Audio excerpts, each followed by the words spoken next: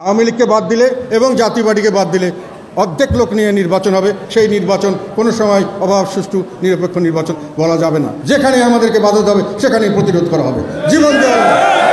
এটা আমি অনেকবার পরিষ্কারভাবে বলেছি যে নির্বাচন যদি করতে হয় সত্যিকার অর্থে নির্বাচন প্রতিটি নাগরিকের অধিকার থাকবে।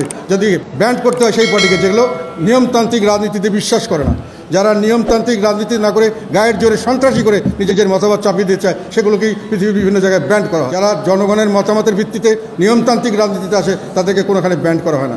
তাদেরকে যদি নির্বাচনে অংশ না দেওয়া হয়, যেটা আমি একটু বললাম, তাহলে 50 ভাগ লোককে বাদ দিয়ে হাসিনা সরকার, ফেসিবাদ যাকে বলছেন, সে যে কাজ করছে এখন সেই কাজই হবে। আওয়ামী লীগকে বাদ দিলে এবং জাতীয় পার্টিকে বাদ দিলে অর্ধেক লোক নিয়ে নির্বাচন হবে। নির্বাচন কোনো সময় অবাধ সুষ্ঠু নিরপেক্ষ নির্বাচন যাবে না। আর এটা আমাদের পরিষ্কার কথা। প্রতিটি রাজনৈতিক দল যেগুলো বৈধ রাজনীতি, তাদেরকে সঠিকভাবে নির্বাচন করার সুযোগ দিতে হবে।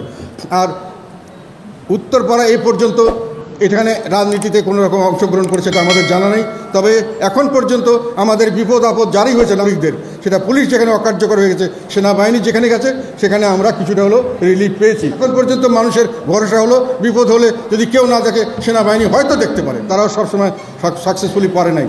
কাজে তাদেরকে এখানে ডিস্টার্ব করা, তাদের সম্পর্কে কোনো রকম কথা বলা আমি মনে করি জনস্বার্থের অনুকূলে নয়। আমরা এর জন্য উই ডোন্ট মাইন্ড। আমাদের লোকদের কাছে একটাই শুধু অনুরোধ, বি ভিজিবল, সম্পর্কে থাকো। তোমাদেরকে নির্মূল করার যে মানুষের মনে একটা তোমাদের সম্পর্কে ভুলে যাওয়া এবং তোমাদের হতাশা, এই সৃষ্টির জন্যই এরা এই সমস্ত পায়তারা করছে। এইসব পায়তারার সঙ্গে আমরা যথেষ্টভাবে আমরা ওয়াকিবহাল আছি। এইসব পায়তারা মোকাবেলা আমরা জীবন দিয়ে হলেও করবো। যেখানে আমাদেরকে বাধা হবে সেখানেই প্রতিরোধ করা হবে। শুধু একটা কথা শেষে বলে যাই, আমাদের এই রংপুর এইসব এলাকার মানুষের একটা ইতিহাস আছে, যেটা নুরুল দিনের ইতিহাস। সেখানে একজন কৃষক, তাকে যখন ইংরেজরা সবাইকে ঘুষ দিয়ে হোক যেভাবে হোক তাদেরকে ম্যানেজ করে দালালি করতেছিল সবাই, তখন রংপুরের এই নুরুল দিন এই তার লোকজন নিয়ে রুখে দাঁড়িয়েছিল এই শুধু বাঁশের লাঠি নিয়ে, এই বন্দুক ইংরেজদের গুলি এবং কামানের বিপক্ষে। তারা বলছিল, তো এই কথাটা এখনো ইতিহাস আছে যে কি, জাগো বাহে কণ্ঠে সবাই, রংপুরের থেকে এই আন্দোলন আমি চাই, জাগো বাহে কণ্ঠে সবাই।